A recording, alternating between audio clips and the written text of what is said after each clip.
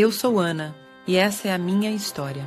Eu sou uma personagem bíblica do Antigo Testamento, mencionada no livro de Samuel como a mãe do profeta Samuel. Ana significa graça, benevolência ou favor. Esse significado vem do hebraico, mas em sua forma grega, o nome também possui o mesmo significado. Nasci no século I a.C. na Judéia. Desde a infância, meu coração pulsava com o desejo de entender a vontade do Altíssimo. Aprendi os valores da humildade e da gratidão, moldando meu caráter com base na espiritualidade. Ao encontrar Eucana, homem justo e temente a Deus, nossa união foi abençoada. Juntos enfrentamos desafios com fé inabalável, fortalecendo nosso vínculo. A história de Ana está no livro 1 de Samuel, no Antigo Testamento. Ana foi a mãe do profeta Samuel, um dos personagens bíblicos mais importantes. Podemos ler sobre a história de Ana nos 2 primeiros capítulos do livro de Samuel. A principal causa da aflição de Ana era por não ter filhos. Ana queria um filho e o Senhor queria levantar um profeta. Muitas vezes as pessoas se perguntam quanto tempo Ana orou e esperou para ter um filho. A verdade é que não se sabe ao certo se foi 1 ou mais anos. Algumas fontes judaicas até acreditam que ela orou e esperou por 19 anos.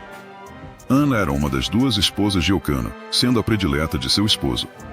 Eucana era um levita da linhagem de Coate, mas que não estava na família sacerdotal, e que vivia em Ramataim Zofim, uma região montanhosa de Efraim. Ana era estéril e não conseguia engravidar de Eucana, de quem era uma das esposas. Ela sofria com as provocações de Penina, outra esposa de seu marido, com quem ele tinha filhos. Embora não fosse o modelo ideal aprovado pelo Senhor com relação ao casamento, a poligamia era comum nos tempos do Antigo Testamento. Todavia, a própria história de Ana e Penina, assim como de Raquel e Lia, revela que esse tipo de prática sempre foi seguido de problemas no lar.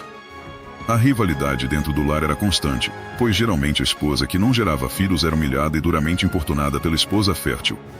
Assim acontecia com Ana, que frequentemente era atormentada por Penina. Outra fonte de atrito era o favoritismo do marido para com uma de suas esposas. Ana, apesar de ser estéril, era a esposa favorita, assim como Raquel, também estéril, era a esposa favorita de Jacó. O marido de Ana era um homem muito devoto, e todos os anos levava sua família para Siló, onde ficava localizado o tabernáculo desde os dias de Josué, para adorar e sacrificar ao Senhor. A questão da esterilidade combinada à irritação por parte de Penina faziam com que Ana ficasse profundamente angústia, por isso chorava e não se alimentava.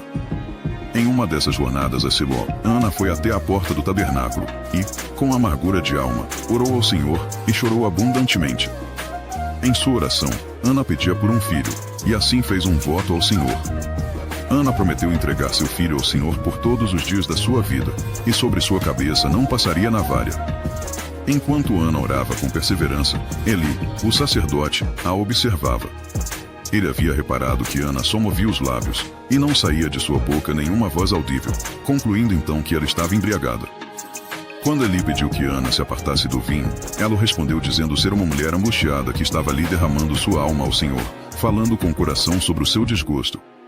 Ana também disse ao sacerdote que não era uma filha de Belial, expressão que significava uma pessoa maldosa e sem valor. Diante disso, Eli a compreendeu e disse: "Vá em paz, e o Deus de Israel te conceda a petição que lhe fizeste." Ana então partiu dali, e seu semblante já não era mais triste.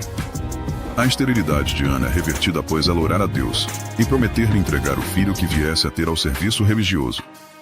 Depois que a família de Eucana voltou para Ramá, a Bíblia diz que o Senhor se lembrou de Ana, e passando um tempo, ela concebeu um filho, a qual chamou Samuel.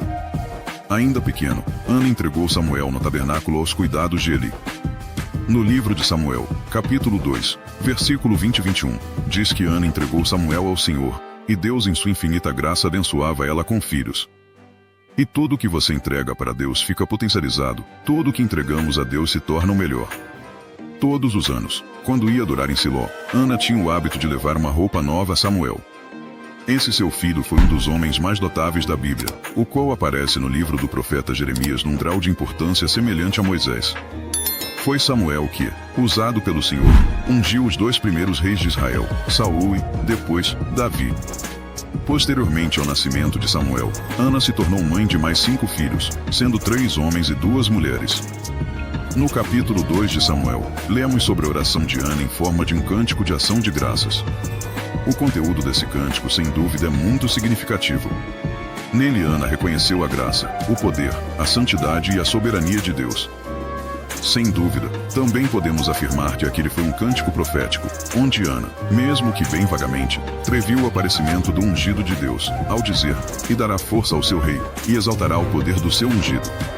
O termo para ungido é Mashiach, de onde vem a palavra Messias, usado pela primeira vez no Antigo Testamento nessa oração de Ana.